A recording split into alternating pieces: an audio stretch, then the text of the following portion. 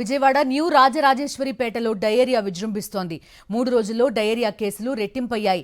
Diarrhoea బాధితుల సంఖ్య 194కు చేరింది. ఆసుపత్రిలో 106 మంది చికిత్స పొందుతున్నారు.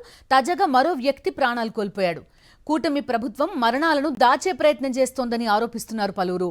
మరోవైపు న్యూ రాజరాజేశ్వరిపేటలో మున్సిపల్ ఫుడ్ సేఫ్టీ అధికారులు తనిఖీలు చేశారు. 51 ప్రైవేట్ వాటర్ సప్లై దుకాణాలను, ఒక బీఫ్, 9 చికెన్ షాపులను సీజ్ చేశారు. పూర్తి వివరాలు అందిస్తారు మా కరెస్పాండెంట్ అశోక్, లైవ్ లో జాయిన్ అవుతున్నారు. అశోక్, చెప్పండి, అంతకంతకీ డయేరియా రోగుల సంఖ్య పెరుగుతోంది, మరణాల్ని దాచే ప్రయత్నం కూడా జరుగుతోంది. నీటి వల్ల కాదంటున్నారు, మరి దేని వల్ల ఈ స్థాయిలో డయేరియా విజృంభిస్తోందని ప్రభుత్వం భావిస్తోంది? కానీ లోకల్ గా ఉండే వాళ్ళంతా ఖచ్చితంగా ఇది నీటి వల్లే, కంటామినేషన్ వల్లే జరిగిందంటున్నారు. మీ దగ్గర ఉన్న అప్డేట్స్ ఏంటి? బిందు, ఈ రోజుకి 3 రోజులు అవుతుంది విజయవాడ న్యూ ఆర్ఆర్పేటలో డయేరియా విజృంభించి. అయితే రోజు రోజుకి కేసుల సంఖ్య రెట్టింపు అవుతున్నప్పటికీ కూడా ప్రభుత్వం పూర్తి స్థాయిలో అక్కడ డయేరియాను కంట్రోల్ చేసేందుకైతే కూడా చర్యలు తీసుకోవట్లేదు అనేది మనకు చాలా స్పష్టంగా తెలుస్తోంది. కేవలం ఒక మెడికల్ క్యాంపు పెట్టారు. అలాగే మెడికల్ క్యాంపుకు వచ్చిన వారిని అందరినీ ప్రభుత్వ ఆసుపత్రికి తరలిస్తున్నారు.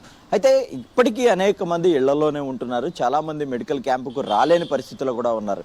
నిన్న ఒక వ్యక్తి, నరసింహ అనే ఒక వ్యక్తి 2 రోజులుగా విపరీతమైన వాంతులు విరేచనాలతో బాధపడుతూ ఇంట్లోనే ఉంటే అతనికి కనీసం మెడికల్ క్యాంపుకు తీసుకొచ్చే సహాయకులు కూడా ఎవరూ లేకపోవడంతో తీవ్ర అస్వస్థతకు గురయ్యాడు. అయితే చుట్టుపక్కల ప్రజలు అతన్ని చూశారు, వారి బంధువులకు సమాచారం ఇచ్చి మెడికల్ క్యాంపుకు తరలించారు. అయితే మెడికల్ క్యాంపుకు వచ్చిన తర్వాత అతనికి అత్యవసరంగా సిపిఆర్ కూడా చేశారు. కానీ అక్కడ చాలా క్రిటికల్గా ఉండటంతో విజయవాడ ప్రభుత్వ ఆసుపత్రికి తరలించారు. అక్కడ ప్రభుత్వ ఆసుపత్రికి తరలించిన కొద్దిసేపటికే నరసింహ మృతి చెందిన పరిస్థితి. అయితే ఇప్పటి వరకు కూడా చూస్తే న్యూ రాజరాజేశ్వరిపేటలో మొత్తం 194 కేసులు నమోదైనట్టుగా అధికారికంగానే ఎన్టీఆర్ జిల్లా కలెక్టర్ ప్రకటించారు.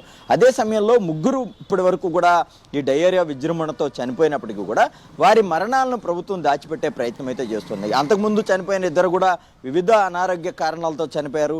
అలాగే ఇప్పటి వరకు కూడా డయేరియాతో బాధపడుతున్న వారంతా మంచినీటి వల్ల కాదు, స్థానికంగా ఉన్న ఒక వేడుకలో ఏదైతే వినాయక చవితికి సంబంధించి భోజనాలు ఏర్పాటు చేసినప్పుడు ఆ వేడుకకు సంబంధించి ఏర్పాటు చేసిన భోజనాలు తిని కొంతమందికి అస్వస్థత అయిందని, లేదంటే ఫ్రిడ్జ్లో నిల్వ చేసిన ఆహారాన్ని తినడం వల్ల డయేరియా గురయ్యారని చెప్తున్నారు. అయితే ఇట్లాంటి ఆహారం తింటే ఏదో కొద్ది మందికే కావచ్చు, కానీ మొత్తం దాదాపుగా న్యూ రాజరాజేశ్వరిపేటలో పరిధిలో ఉన్న అన్ని ప్రాంతాల్లో కూడా ఇదే పరిస్థితి కనబడుతుంది. అనేక మంది ఇళ్లలో ఇంకా ఇబ్బంది పడుతున్నారు. మెడికల్ క్యాంపులకు రోజు రోజుకి కూడా పెరుగుతుంది. 3 రోజులుగా చూస్తే కనుక మొదటి రోజు ఒక 20 కేసులతో మొదలైన ఈ డయేరియా కేసులు ఈ రోజుకి దాదాపుగా 200 కూడా చేరింది. అయితే తాజాగా గత రాత్రి చనిపోయిన నరసింహ మృతికి సంబంధించి కూడా అధికారులు ఆ మృతిని డయేరియా మృతిగా కాకుండా దాచిపెట్టే ప్రయత్నం చేస్తున్నారు.